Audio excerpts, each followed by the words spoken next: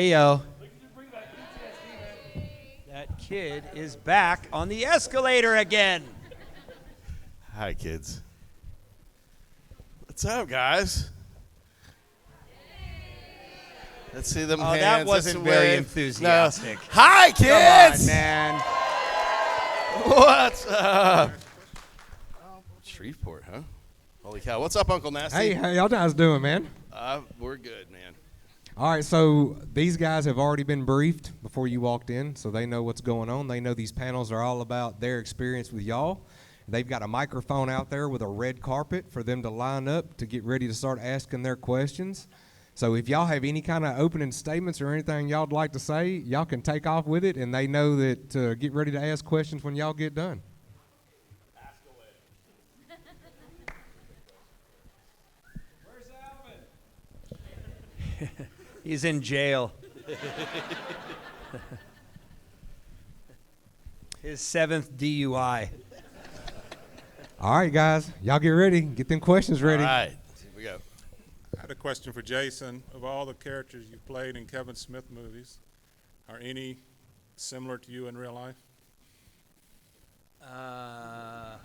Loki. He's very, very much like Loki.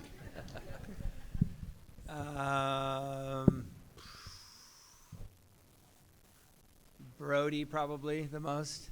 Yeah, I would say. Yeah, Probably the just a safest. good time. Just a good time. Complainer. Kind of grumpy, you know. Shit stirrer. Yeah, shit stirrer. Very set in his ways. Yeah. As long as it's not Banky, we're okay, right? I think, honestly, that's one of the geniuses of Kevin Smith. I just got to kind of say, is that Kevin saw something in Jason as an actor that was, kind of legendary, clearly by now. But, we all went through the audition process of mixing and matching and pairing up and everybody. And we knew that he was a skater. We didn't know that he was an actor.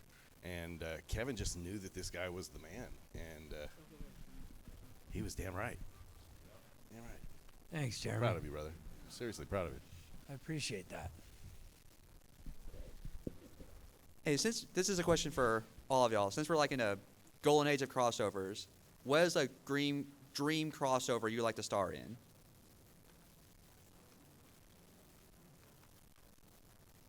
That sounds like a Brodie question, doesn't it? What do you mean by crossover? Like Give me an ready, example.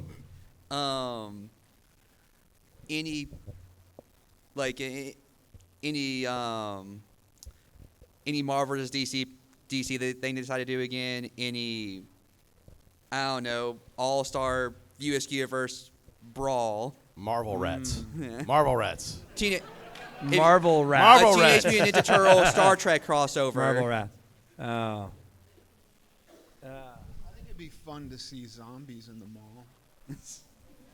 I think they already did that one. I think we're getting close. but not Have you in been to the Kensington Mallrats Avenue in mall. Philadelphia?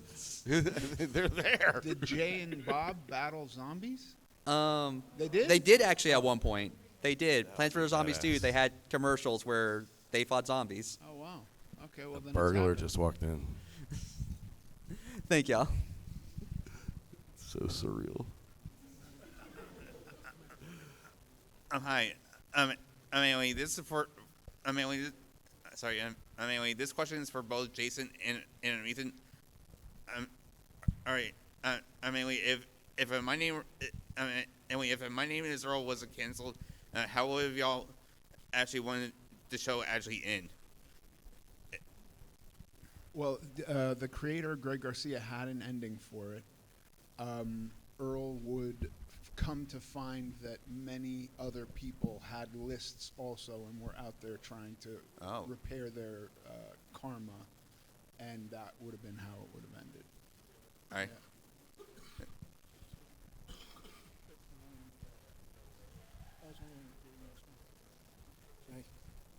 Hello, can you hear me? Yeah. My question is for all y'all. Out of all the characters and lessons that y'all have learned from the characters in the shows, which ones would you say stuck with you, and which ones would you like to give to others?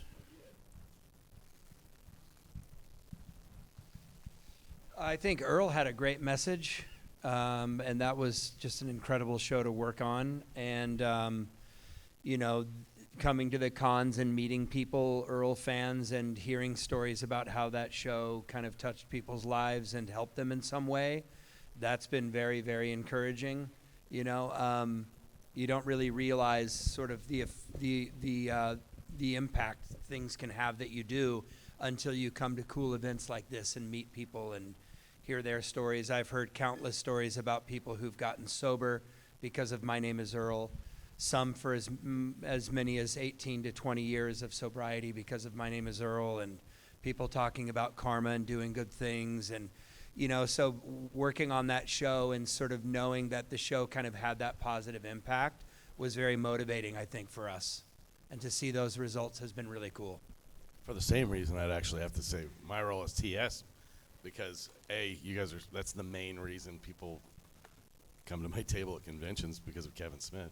But also, we do have these moments where soldiers will come up to me and be like, you know, our movie kept them kind of sane in the trenches, you know, like it kind of gave them a place to get away. And so you realize, like, we have these opportunities to mean something more to people than we realize. And in those moments, that's whenever it's the most rewarding. And I get that from Mallrats more than anything. Yeah, I Hello. agree with both of I'm sorry. For Jason, Memphis Beat. Yep. What happened? Why did it get canceled? Or not renewed or whatever? I don't know that many people were watching it, you know? Yeah. I enjoyed the series. That's It was why fun. It was fun to make, yeah. It was definitely fun to make. It was, you know, it was called Memphis Beat, but we shot it in New Orleans, ironically. But it was nice, yeah. I mean, it was really cool to hang out in New Orleans for a few months a year. So, okay, thank you.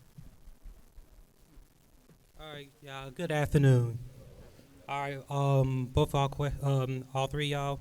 What's it like working, and what's the relationship with Ben Affleck? Ben. Yep. Oh, Ben Affleck. I mean, yeah. Ben Affleck. Ben Affleck, the Batman guy. Remind us of who that is again? Right, yeah, the J-Lo dude. Yeah, the J-Lo dude. I hear he's done pretty well. Yeah, I heard he went on to do some pretty big things after Yeah. Mallrats. Yeah, yeah. I can tell you this, besides Jason, it was his first movie. Jason took it very seriously. Okay. Ben was like, when we were all partying and kind of screwing off and being goofballs on Mallrats, he was writing an Academy Award winning movies and like hanging, like doing like studio deals and stuff, like being a grown up. He wasn't very fun, but he was very smart. And he's the one. I think he's done all right. I think he's done. Yeah. He was great to work with. He's wonderful. He had a great sense of humor, and he was sharp, and you know, Affleck, you know. Yeah. Okay. Affleck. Yeah. He great just guy, felt like a great guy. dad even then. He was like our age, and he just felt like he was like a grown up. It's like, wow,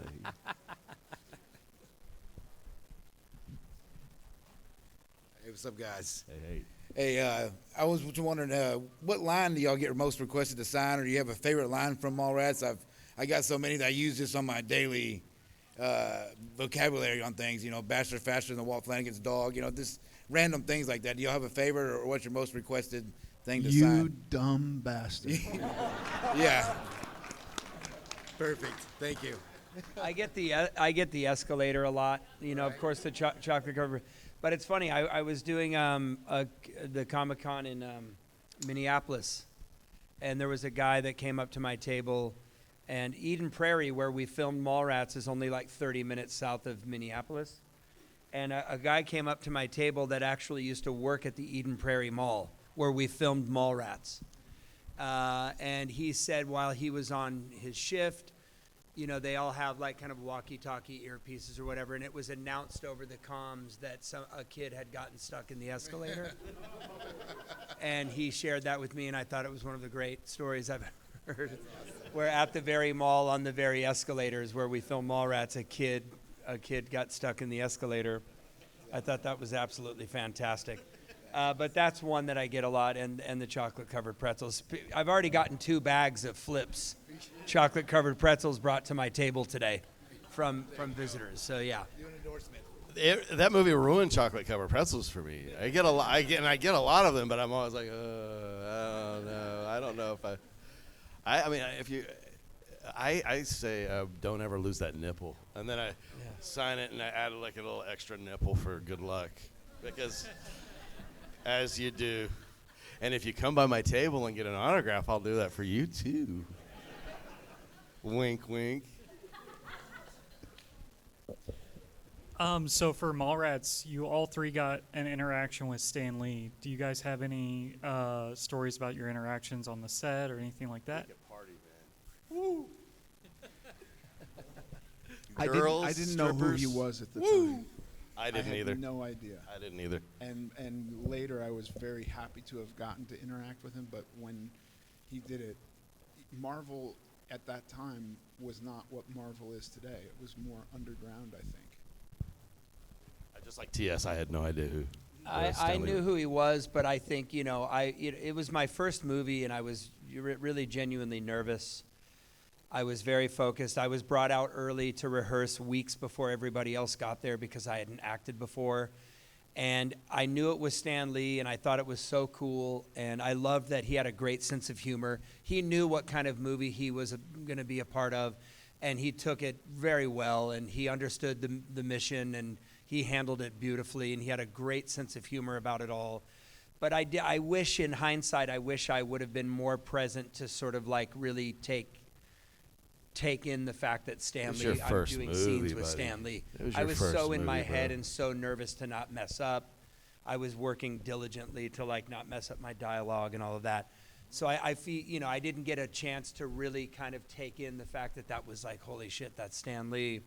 Because I just didn't want to get fired, And I think Stan Lee didn't want to get fired either, and he was busy studying his cue cards. And so we were kind of both in our own worlds. Stan Lee thought he could get fired. How cute is that? But he probably did great. too. It was like really that was like a real treat, For sure. Oh, he And rocked. his longest, apparently, yeah. It was his favorite, apparently. It's been reported that it was also his favorite. That was a big deal for everybody. Yeah. I mean, everybody felt his presence. We fell in love set. with him, I'll tell you that. If you didn't know who he was to start off, you were in love with him whenever he left. Genuinely sweet, kind. Yeah. You knew he just was so happy to be there, and I thought that was the coolest thing. Oh, yeah. Genuinely happy to be there. Thank you. Yeah. Excelsior. Yes. How's it going, y'all? I've always loved Mallrats. I used to rent the tape all the time. Eventually, I just stole it. And I've heard Kevin Smith talk about how, like, he kind of, after it didn't do as well as everybody wanted it to do, he kind of disavowed it, but then eventually came back around to it. Did you guys have the same reaction when it didn't do so well, or did you always, like, love it? We were always proud of it. Yeah, I was always proud of it. I thought we were all going to be huge movie stars. Same. After it came out, and then we weren't. But I never was, like, embarrassed by it. No. I did. I thought it was going to be huge. The premiere was a blast. If going by the premiere, it was going to be a blockbuster. So I flew my dad out from Oklahoma and took him to one of the local theaters. I was like, we're going to go sit in a theater and watch everybody have fun. And we got in, and I think there were 6 people there. And I think by the time we left, 4 of them had got walked out of the theater. So there were like 2 people left in the theater when we were done. But your dad must have been proud. He was very proud. Yeah.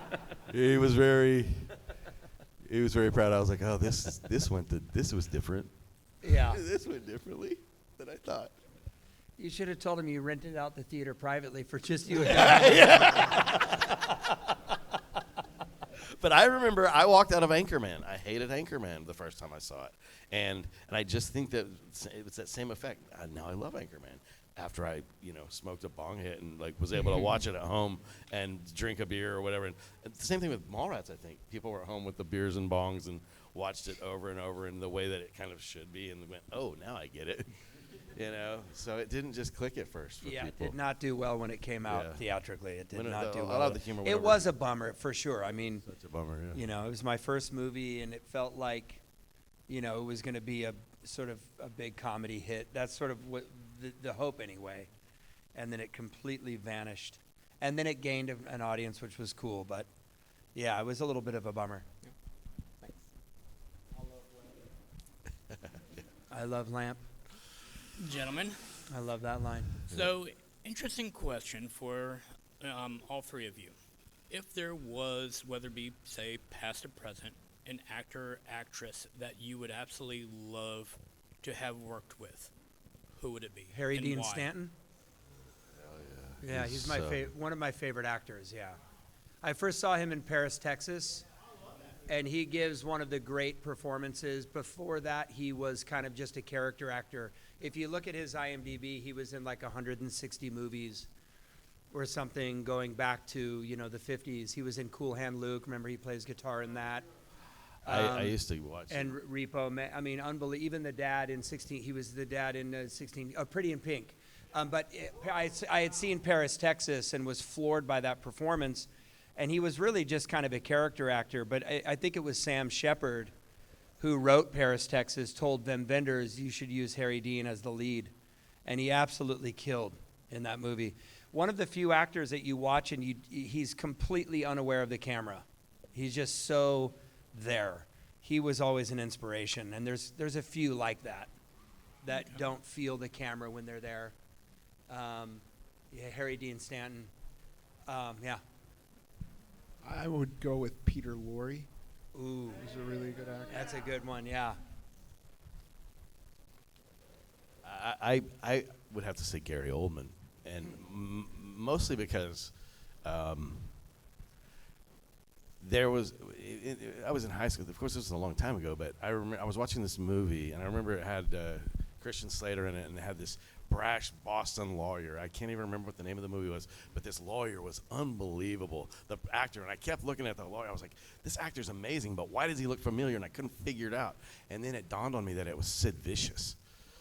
And I was like, holy what? This same actor, that's doing this incredible Boston accent, like this powerhouse attorney is the same actor. And I was like, now I want to be an actor. What am I doing? Oh no!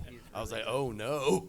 He's really good. Yeah. So love it. But I got to work with Stephen Lang on Gods and Generals, and that was what I got to sort of feel like what it would be like. I would go into battle for that guy.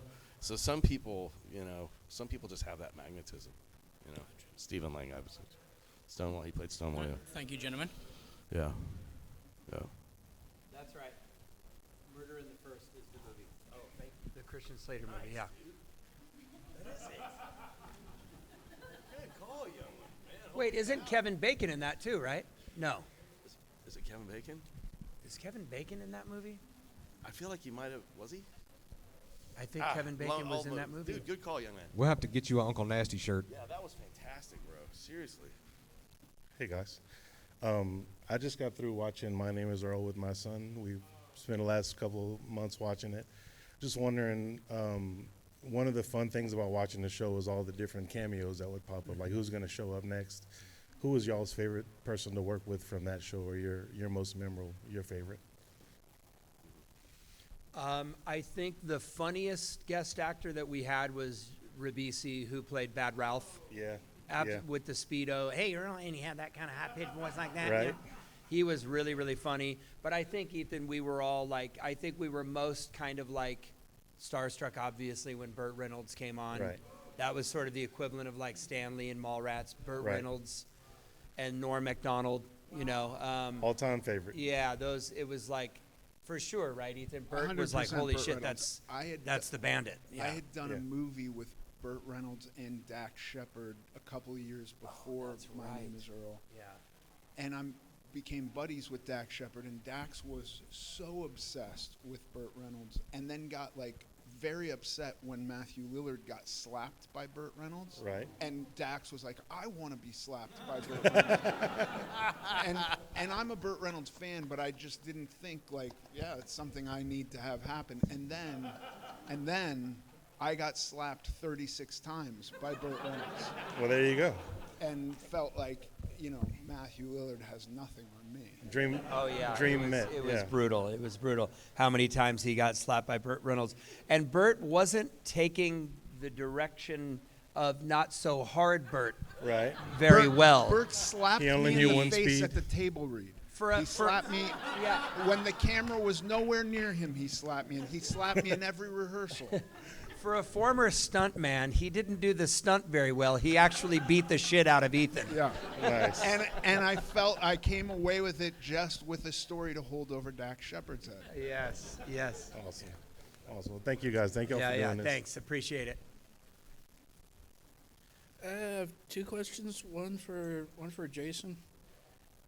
Was there any difference between playing Earl and playing Dave Seville? And the second question is, if you could meet any past celebrity like Elvis, John Wayne, just to give examples, who would you want to meet, and what would you ask them? The first one, there's always a difference in everything you play, or at least you hope there is. Otherwise, you might not be doing your job very well. But the difference between Dave and Earl, a mustache for one. But ultimately, good guys looking out for people. Ultimately, so there's similarities there. There's always differences, different, environments and locations and crew and scripts and atmosphere, and it's fun that way when you can change it up like that. The second, yep. I would love to meet Kurt Vonnegut and talk to him about his philosophical or religious invention, Bokanon.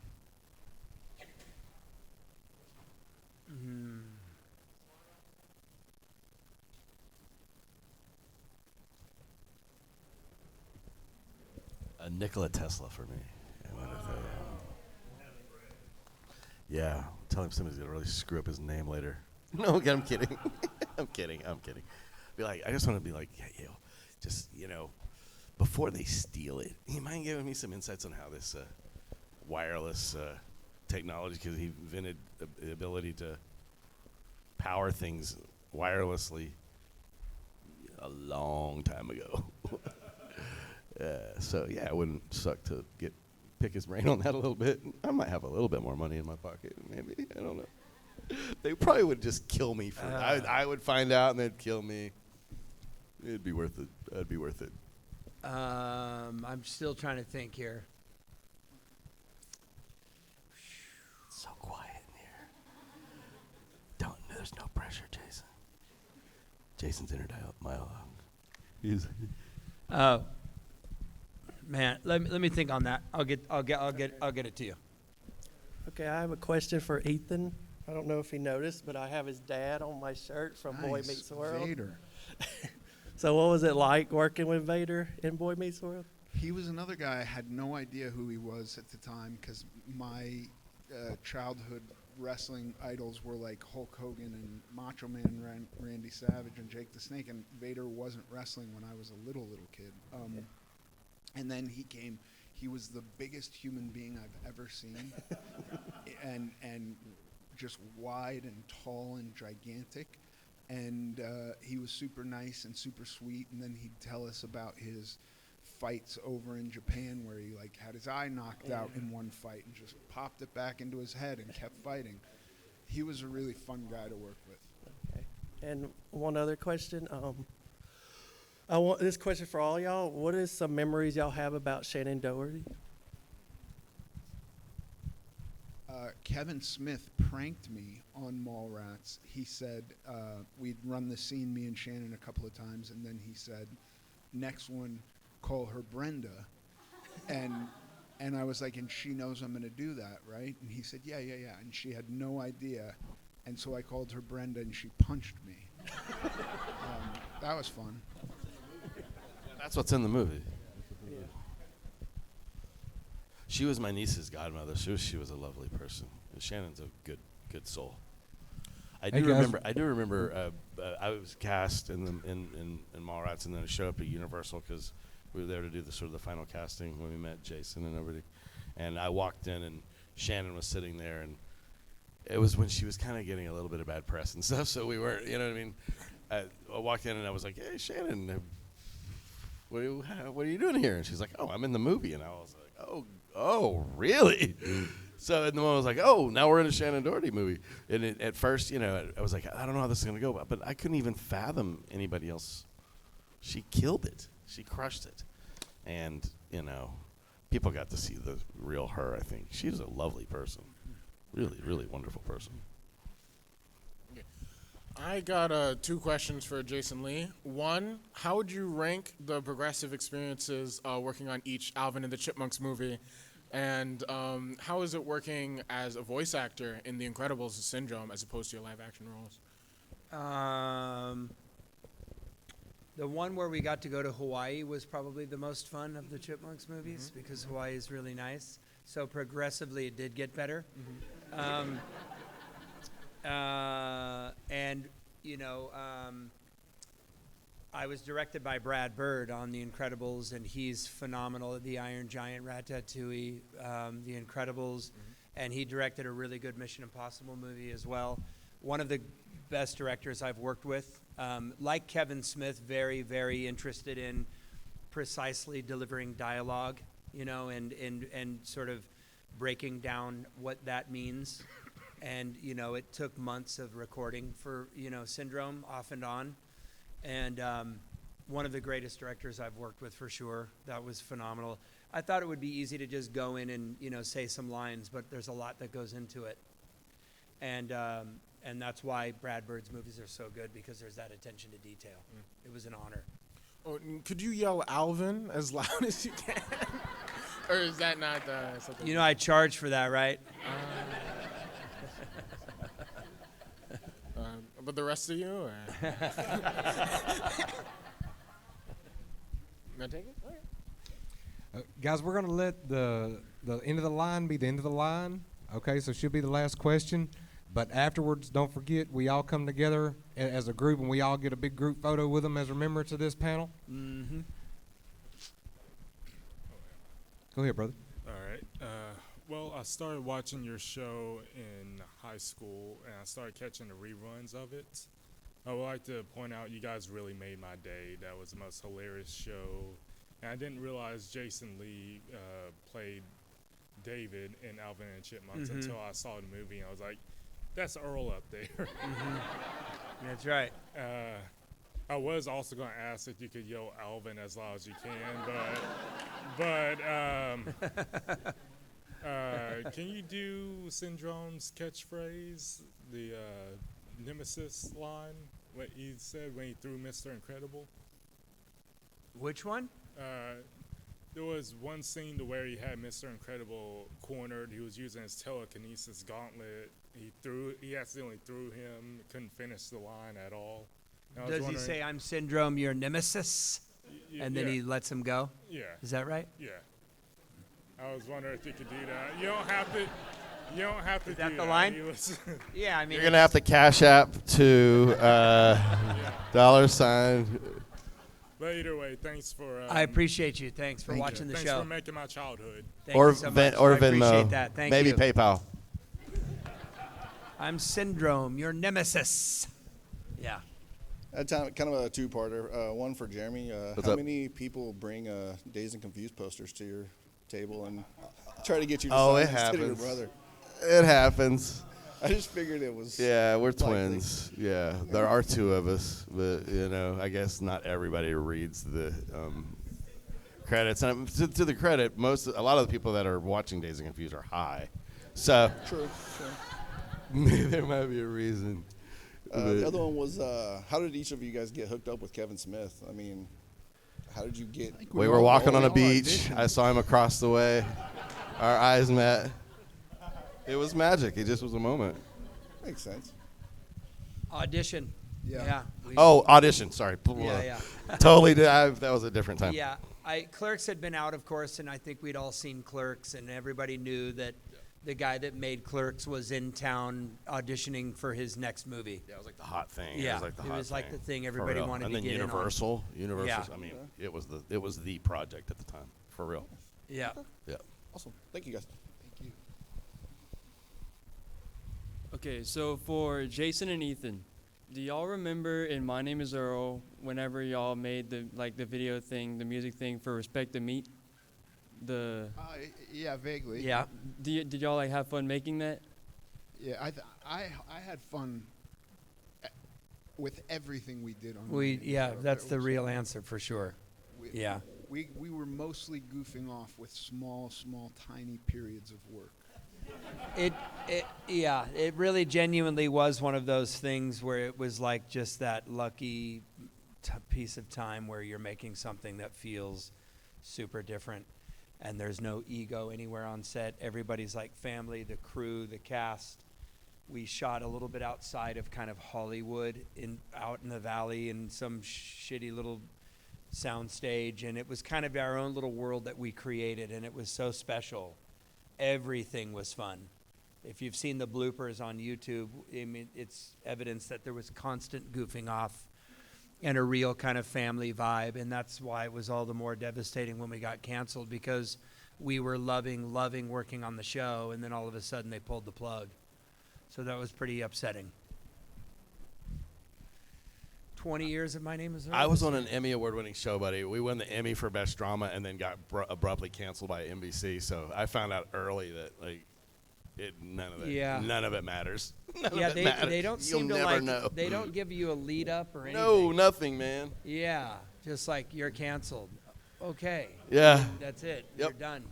Yeah, You don't ever we were go like, back. but we just won the Emmy, and they were like, yeah, it doesn't matter. It doesn't. Not enough money. I do have to say something while we have an opportunity here, because I never had the opportunity in front of a group. I've got a little bit of a beef with Jason Lee about this movie. Like, still to this day, we had a mall after hours, and Jason Lee, and he never brought his skateboard once. I wanted to skate wanted him to inside skate the mall, so but bad. they told me I couldn't skate. They wouldn't let him, man. For insurance reasons. Oh, we wanted That him would to have been Tony Hawk fantastic, it. though. Oh, we wanted him to Tony Hawk it. We were like, dude, show us what you can do. No, I'm kidding, of course. But That was like our mall dream. was like a private indoor mall, It would have been skate park, would have been amazing. phenomenal. But they said no. Truly, They like, we wouldn't were let all me just skate. like, when's Yeah. he gonna skate? Damn it. Yep. Yeah. All right, everybody, that's your cue. Let's take a photo. Thanks for coming out, guys. Thank you, guys. Yeah, we appreciate you guys.